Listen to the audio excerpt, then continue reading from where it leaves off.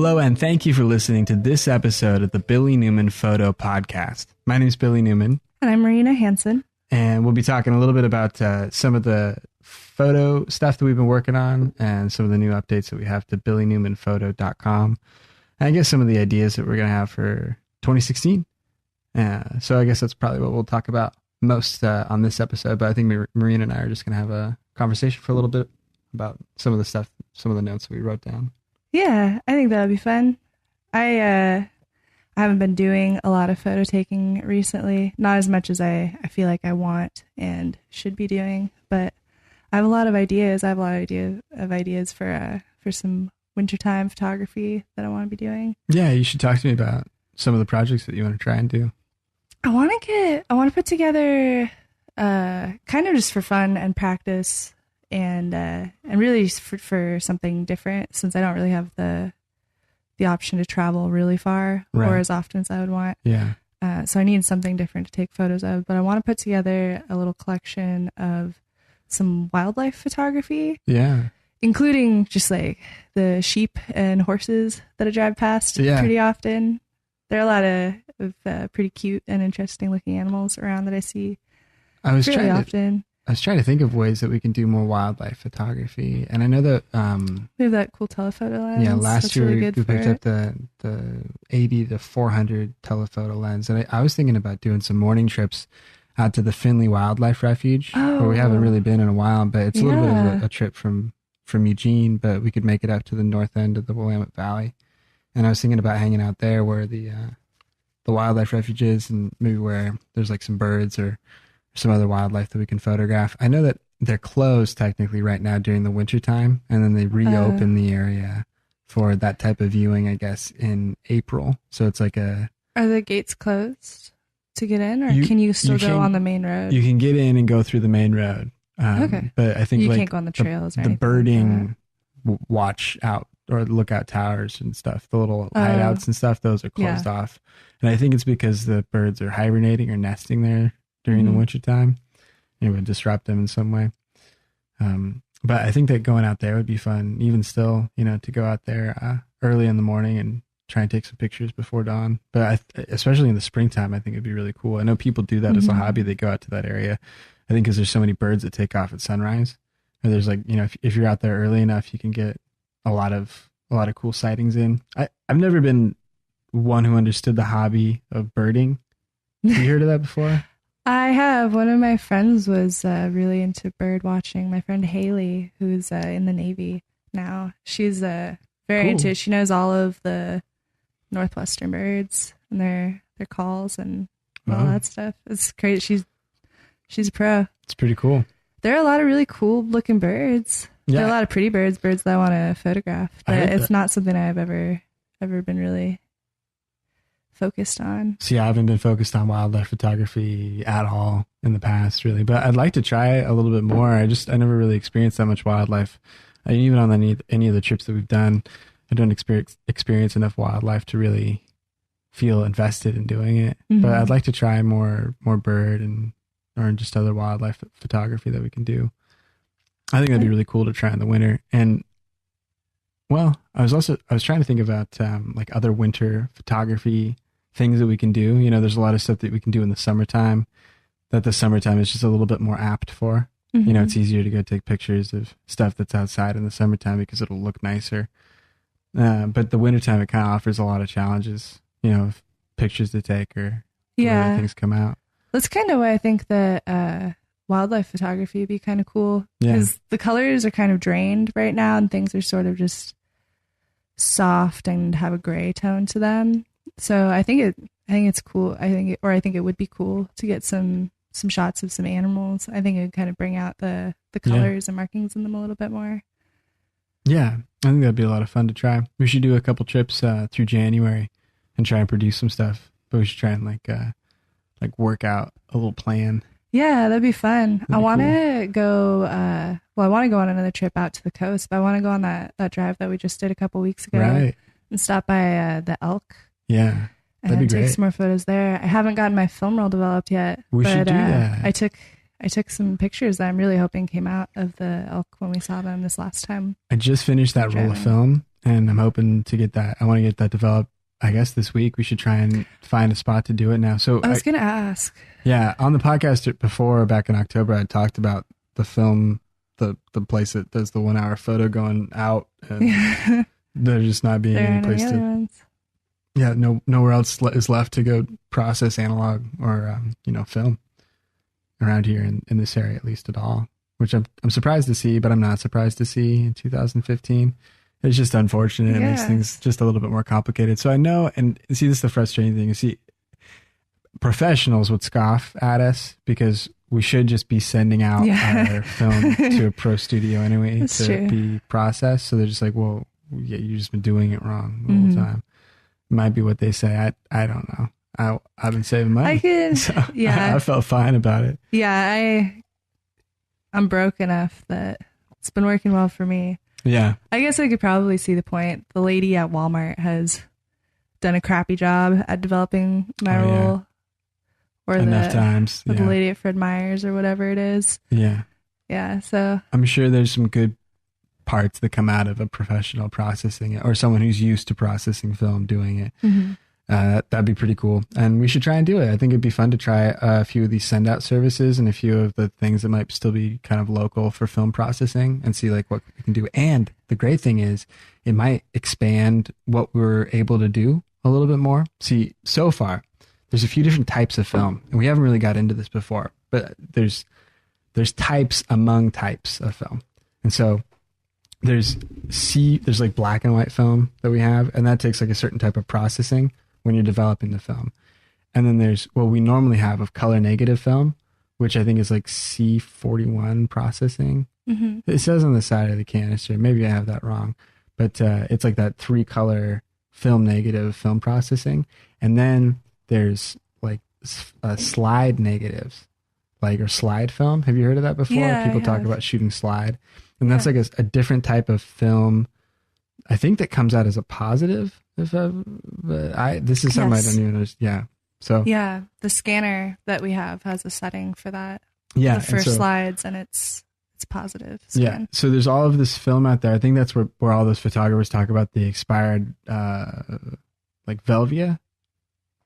Is that the film type that you hear about, right? I think so. Yeah. I'm pretty sure that's one I've heard of. And I think that's one of those color slide films. And stores like around here, they don't process slide film. That's right. And so we haven't really bought slide film. We don't really work with slide film, but that's this whole field of stuff out there that's really known for giving you a lot of saturation and a lot of cool colors and a lot of just good detail. Or it's good for certain things that it's good for, and it seems like it's good for what we like to shoot, like high contrast, heavy saturation, sort of surrealism parts of the photo. And I think that'd be cool to try out, or cool to pick up. And now, since we have to do send out, since we have to send it out to other shops up in Portland, or I don't know if we'd have to go all the way to Seattle, but I think there's a few in Portland that we can send out to. I think so. And then I think there's one place still in town that would send it out for us, is what I understand. Yeah, so I don't know. We'll have to that's see how that works. there. I like the idea still of dropping it off at a local spot and then like getting it back. Yeah. That would be fun. We should find out what the costs are. Yeah, it's a lot, really. I mean, like we go from like $3 to develop a roll to probably now 12. That's nice. Yeah. So I don't know. We really like it. It's pretty cool. I was thinking about other like winter photography projects that I want to do. There's a few that I guess I can get to. One of them is I want to get into I want to do like isolation photos more. So in the summertime, it works great to do kind of like a wide landscape of something that's like really bright and colorful, or pretty, and it's blooming, or it looks really nice. Yeah. In the wintertime, I feel like it's really gray, or that, like, if I went to take a picture of like a landscape by the river, it's just going to be a lot of sticks on, of oak trees that don't have any leaves on them. It's going to be really gray. The water's going to be murky and muddy. The sky's going to be gray and rainy. So I want to try and do some things like with that filter, with that big stopper, that 10 stop ND filter. And I want to try and like do some things like we did in the summertime and do like some isolations in the snow. I want to try and do like snow and rock textures. I think that'd be cool. That would or be like really interesting. lakes and rocks. That kind of stuff I think would be a lot of fun to try and do during the winter, because the winter is great because you get a lot of these really cool, interesting like textures in the light or textures in the clouds that you don't really seem to get as much in the summertime. Like there's certain characteristics that the weather has in the winter and then in the summer. And you kind of see, as you know, kind of living in Corvallis for a long time, just kind of the weird, interesting clouds that happen in certain times of the year. Mm-hmm. And they don't happen in other times of the year. Like we don't get thunderstorm clouds right now, but we do get all these weird, heavy winter rainstorms that are coming through. And they have like lots of different shapes. So there's different like strata and clouds that are there. That would be cool to try and get photographs of, or trying to set things up with, during the winter. Yeah, I think some cloud textures and sky photos would be pretty interesting. Yeah, it'd be good. I want to do that. I want to do like rocks, or I want to do like close-ups on like natural materials, that sort of thing. But we should do some trips out to the snow. That's where I want to go soon. I really want to do up into the Cascades, and I'd love to do just more landscape. So what I really hope to do, well, see, in the past we haven't really had that much access to like outdoor areas in the wintertime. We just don't really make it available to ourselves. And so what I'm hoping to do a lot more this year is try and get ourselves up into the Cascades more, like up into the snow line. Yeah. So that they're, yeah. And what I want to make sure we do is just have better opportunities to take cool photos of things. Like I want to try and get more of like, frosted forests covered in snow with like a big mountain in the area. Like we could go back out to Mount Jefferson, or we could go to the Three Sisters, or we could photograph Mount Thielsen or any of those areas. But we should try and go back out to something where there might be something more interesting to take a photograph of. We should do that. I'd really like that. I'd like to do some cool snow landscape photography this year. Yeah, I think it'd be really cool. I think it'd be really cool to do a snowshoeing trip like we were talking about. I'd like to do that just more regularly. Yeah, we should try and go do some snowshoeing all the time through the winter. It'd be cool. We should find some spots that we can go, or some good places where there's a stretch that we can backpack or walk out into. Yeah, I think that'd be a lot of fun. And then walk back. Yeah, it'd be great. And there's going to be some good times of the winter, good weather this winter, where we can just have some nice stuff to go out to do. It'd be fun. I want to do winter camping with you more. I would really like to do some winter camping. I think that'd be cool. That'd be something fun to get into. Yeah, I want to do like snow camping. Yeah, and there really isn't a huge amount that we have to do to get our gear ready for us to be able to do it. I agree with you. Yeah, I think we're pretty close. A lot of people would have a sleeping bag that's rated a 0 for 4-season camping, and I know that we don't. I know we have 15. That's really what we're missing. And I'm happy to stay at 15. I don't think it would be necessary to go lower. But yeah, we'll watch the weather. There are ways we can pad that. Yeah, I think that you're right. And what would happen? I mean, because regardless of what the weather where we're at would be, we'd probably be up in the mountains and in the snow. Why would we be going snow camping? So it would be below freezing the whole time. But I bet we can kind of jack it up and secure ourselves or be kind of sheltered down in the tent. Yeah. And I bet we'd be fine in what we have with a space blanket. I think we could work something out. Yeah, I'm excited to do something like that. I had some coworkers in the past that would do snow camping up on Crater Lake. That's cool. I think they'd go up on the rim and then go out to a spot, on the side, and they just kind of trench out a big spot in the snow. They'd have like a group of a couple tents, and so they'd dig out a circle, and then they kind of put all their tents in there, or they'd kind of dig out like a little hole for their tent. And so your tent would kind of sit down into the snow, and then you'd have a little trench out at the door to go out into the center circle area where everybody would hang out, where you have your campfire, and, your little group meet, and then like little tents and stuff out on the side of that. But it looked like a lot of fun. It looked like it would be cool to do something like that. But man, I think if you have the wrong gear or if you have the wrong expectation, I think it could get miserable pretty fast. Yeah. I think snow camping is probably something that could go wrong pretty easily if you're just not set for it. But it sounds really fun. I'm really excited to do some of that next year. I want to do some stuff, the two of us, and I also think it would be really cool to get Robert and a few other people together. I think it'd be great to get our friend Robert to head in and do some cool winter snow camping stuff. I think that'd be a lot of fun. Yeah. Another one of the photo projects that I want to do while we're making snow trips, and I want to use those pod poi that I have that are like glowing LED poi. I think that would be really fun to use them somewhere, or to do long exposures of some of the poi moves in a snowy setting. I think that would be really pretty. Or I think there's some cool things that we could do with the light and the reflection of the colors on the snow. Yeah, I was just thinking there's some really fun things to do with that I want to try out. I'm thinking that the bright LED lights from that, the colored lights would look really cool reflected off the snow. Yeah. And like a long exposure. Yeah. Oh, I really want to make that flow on too. I want to make the light one because that would be really cool for some snow photos too. Yeah, you're right. I want to have that flow on back up and running. That would be cool. We should have something soon. That'd be cool. Yeah, we definitely should focus on that. I was thinking about skateboard photos. Like we talked about that before. Yeah. We talked about like trying to put together different kind of vignettes or different like little sets of photographs. And I was thinking about trying to work out more of those projects. Like I do the same kind of photography every day, which is okay, but it's not really that imaginative, and it is never really like specific, or you're not trying to make something new.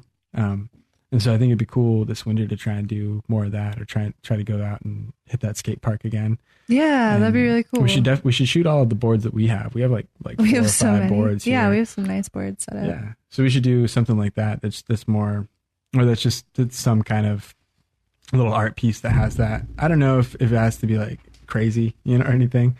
But we could try and get different people in it if we want, or we could just use ourselves and try and shoot it over a certain amount of time. But I was thinking about trying to put together some piece about like skate and outdoor, like urban outdoor activities. That'd be cool. I think some skate and board shots would be really fun to get put together project of. Yeah, I think that'd be cool. I'd like to do that again soon. I think we have a few more decks in there, and I was thinking about more skateboards that we should make. Yeah, I have a couple that I really want to make. Yeah. I have a few in mind. Yeah, I think that'd be a lot of fun. We have that really long board. Oh, I want to make that star, that night sky board of all the constellations. Yeah, I think it'd be cool. Yeah, we have this skateboard that's like maybe 60 inches long, and it's blue, and it looks like just kind of like a night sky. Yeah. And so we were gonna flip it over and then kind of add a little bit more to it, and then add all of the constellations to it. So all the little star patterns would be kind of blocked out on the skateboard at the bottom for the board art, which I think would be really cool. Yeah, I think that would be really fun. Yeah, it'd be a fun project. We should try and do that come the new year. Yeah, January, February. I want to use it for some cool photo projects. Yeah, that'd be really cool. For cool board stuff. I also want to have it on the Night Sky website. Oh yeah, that'd be great. That'd be fun. I think that'd be really cool. I'm excited to build that up more. I think it'd be a lot of fun to build up the Night Sky stuff. Right now, it's just that landing page that we have. It'll probably be that for the next month. But I'm excited to work on that with you. Me too. In the new year. That'll be a lot of fun to try and get Night Sky more sorted. So right now we've got like the 2 podcasts, or the 2 episodes of the podcast, the beginning of the series, and we'll be fleshing that out over like the next month, or trying to get that kind of up to speed and sorted out. And then we're going to get that Instagram account up and going, which I think is going to be really fun to get to like share, or like get to look at and share like cool astronomy photos, and then all the ones that we have too. Yeah, I'm really excited for that. I'm really looking forward to getting into some more cool nighttime photography. That's another thing that'll be cool for like the winter and spring as we're getting to it. Yeah, I'm excited. I really want to be doing some astronomy photography. Yeah, or astrophotography. Cool. We were talking before the show. We were looking at like telescopes that are out there, and I'm interested. I really want to get a telescope with you. Me too. And then try and do a bunch of projects with a telescope over the next year. And I mean, once we get it, I think it'd be, or it'd just be like one of our kind of additional hobbies that would be a lot of fun. But yeah, it'd be great to take it out to places, and we know how to use it well enough. I'm sure we can get a lot of cool shots of features that are out there. It'd be a lot of fun to see. Yeah, I think that would be a lot of fun. I'm really excited to have a telescope that we can use for that. It'll be great. It'll be a lot of fun. Yeah, I think that'll be pretty cool.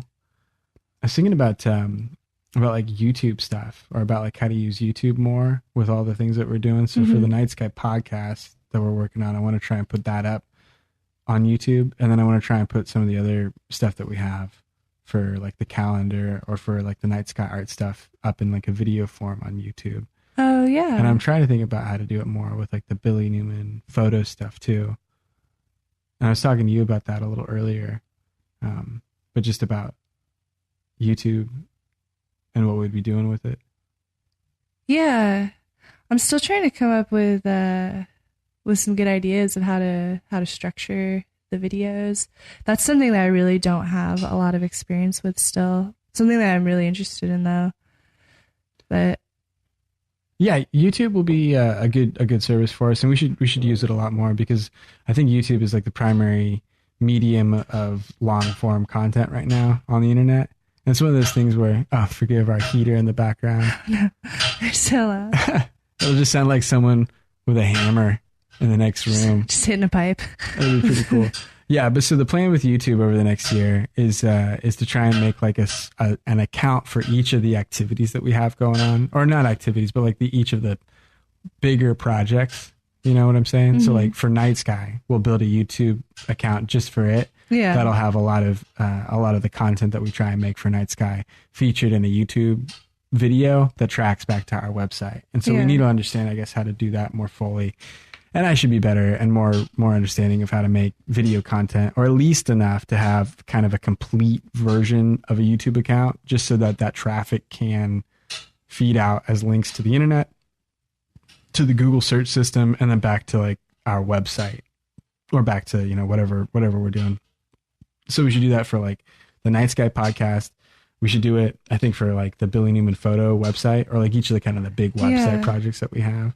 And so for my website, I guess what I want to do is like just Lightroom screencasts.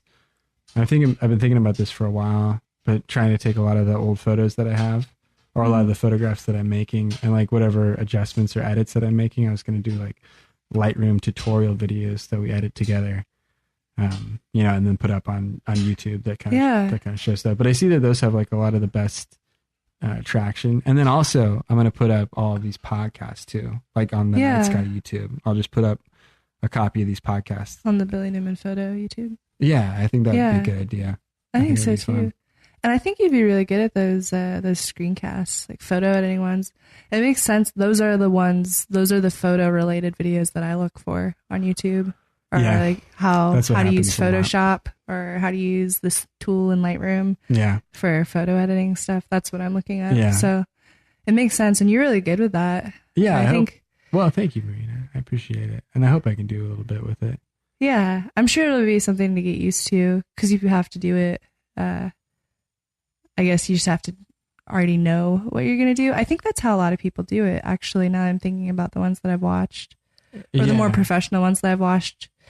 They've sort of already completed it, so they know how they're going to edit the photo. Yeah, so they can just walk through and edit the photo the right way the first time. That's and there isn't the second guessing part. So I guess you have to prep for it. Yeah, my plan with that right now is, since I have a lot of these photographs already edited, what I'm going to go through and do is just kind of study for a few moments like how the photo was edited the first time, and then I'll make a virtual copy of it, and then so I can show the photo edited at first. Oh yeah. And then I can go through on the recording, and I can make the changes to kind of build that photo back up, and then hopefully I can do that effect, or lightly enough to kind of go through 5 minutes of it, and then kind of skip on to the next one. But I was noticing that the most traction that I had on the YouTube account so far was of the videos that were specifically about, and then showed a photograph, or like showed what was going on in a photograph. And I think that would be way better for SEO and for traction and stuff. So I don't know, it'd be cool. We were talking earlier too about like other photographers, or we're looking at photographers and sort of how they have things structured out, or like what they offer, like when you see stuff that they have. Yeah. And I think that like building something like that out would be a benefit for us, or or for me to have something that tracks back to the website, and that kind of redirects traffic back to me. Yeah, you were talking about that. I think that something like that would be pretty useful. Yeah, it'll be fun to try and do. But yeah, we should make more use of YouTube. I haven't really used it in a long time, and it's something that would probably be on a bigger goal for 2016. It's a good goal for 2016. I think it'll be a lot of fun. I think it'll be really useful. I think it'll be good to have just another really cool and very used resource that your stuff just exists on. It's really easy to put stuff on there. I mean, really. No, it really is, yeah. And I think that'll be... we make enough stuff, and we'll be making a lot more this year, too, because we want to do... So, yeah, we should talk about... so we want to do, like, the Billy Newman photo podcast. So we had, like, the podcasting studio finally kind of up and running. So we have, like, a computer dedicated to it, and then we have a mixer running, like, 2 microphones, and then we have another channel that we can run Skype interviews from, which is cool. That's, like, pretty much everything that anyone else would have. Yeah, that's even great. For better stuff. So we should try and make use of it just a little bit, even in the poor way that we would for being amateur podcasters. Amateur podcasters. Even podcaster, period, is amateur, is what they say. So we're on the low end of it. So I want to try and do better than most people. I think we can, but I think we might not be yet. But I want to try and make the Billy Newman photo podcast during the week with you. And then I want to do the Night Sky podcast. Me too. And I think that'll be really cool. And we could talk a lot about just how we want to make stuff on this podcast. That'll be what's fun about this one. We can just chat about whatever. But I want to try and make that Night Sky podcast a little tighter and a little bit more organized, or a little bit more a good conversation, but a sharp conversation. Right. You know, but not super overstructured, but just something where we have a direction of these 3 things that we're going to go to, and we can just put it together, and we can do that. We're both pretty good easily. at it. But yeah, that's what I want to see for the Night Sky podcast. I want to do like one of those once a week for kind of the changing updates in the sky, and we can leave it pretty light. Really, it doesn't have to be super long. But I think it'll be really cool if we do something like that. And then I want to do this other one that we've just been talking about, which will be like a wilderness podcast. And we'll see if we get to this one. We should probably start with 1 and then 2 and then 3. But I want to try and shoot for 3 podcasts being produced in 2016, or that we make, that are I think semi-focused, mostly for fun, just because it's like a hobby of ours, or because we're interested in it. And then we can, put up something, have a dedicated site for it, and build up our resume and skills of audio broadcasting. Pretty good plan. I think 3 podcasts is a good goal. That's all. Yeah. Yeah. And I'm really looking forward to figuring out what that camping outdoor travel one will really be like. I think that'll be one that takes a while to develop. Or I think that's one that'll probably change the most. Yeah. As we kind of figure out as we figure out how to talk about it. Maybe not even what we're talking about will really change a lot, but just the structure of how we have a conversation about. Yeah. And I want to throw that to you to really think about, and then make a decision on your persuasion of it, of what it should be.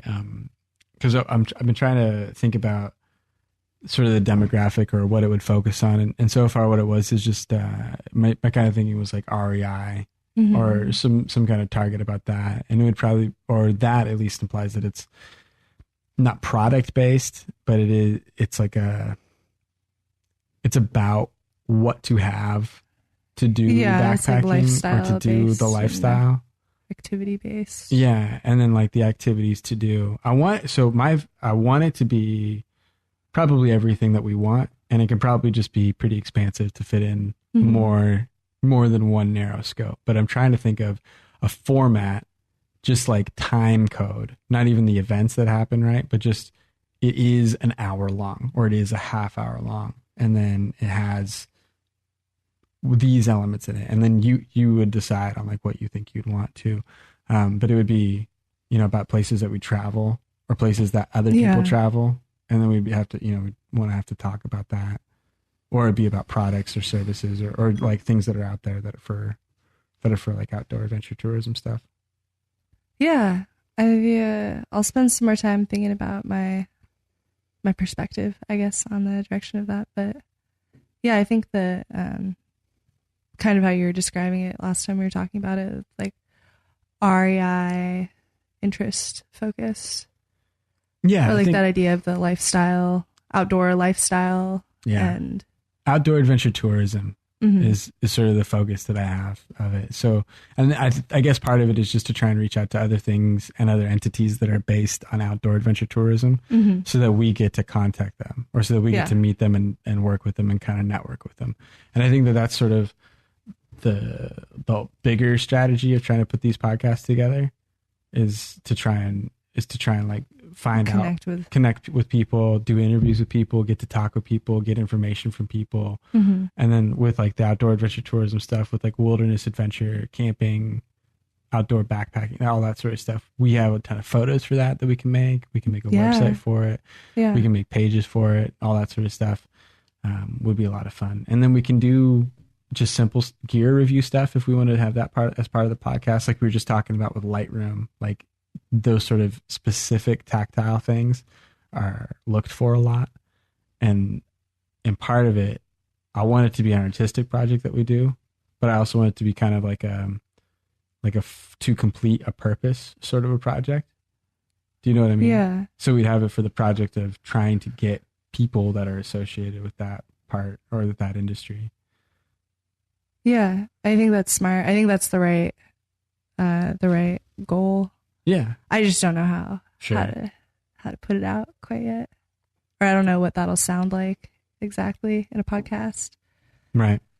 Yeah, we should work on that more. Like what I was talking to you about earlier is we'll try and sort out like audio beds for each of these podcasts. Yeah. They'll each have like intro and outro music.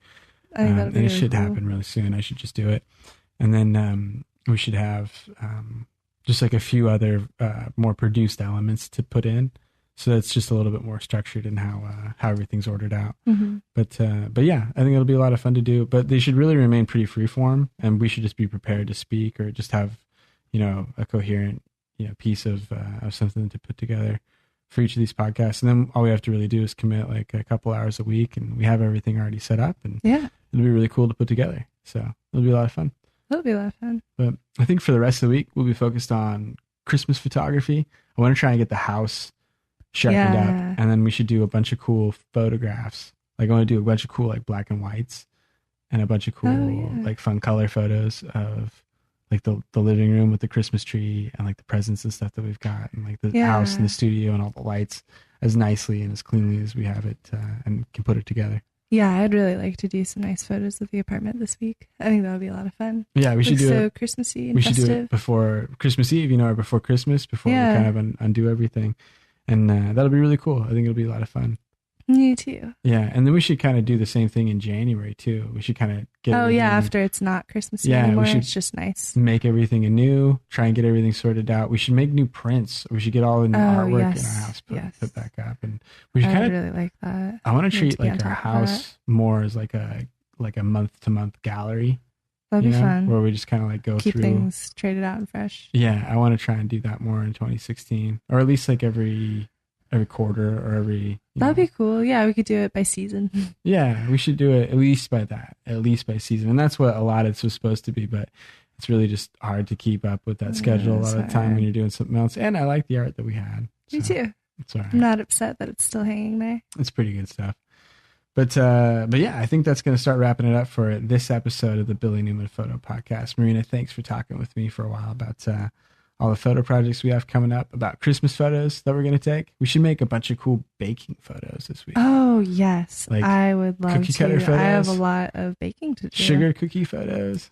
Ooh, that sounds so cute. Yeah, I'm pretty in. I think that'll be pretty cool. But yeah, for Marina Hansen, my name is Billy Newman, and thank you for listening to this episode of the Billy Newman Photo Podcast.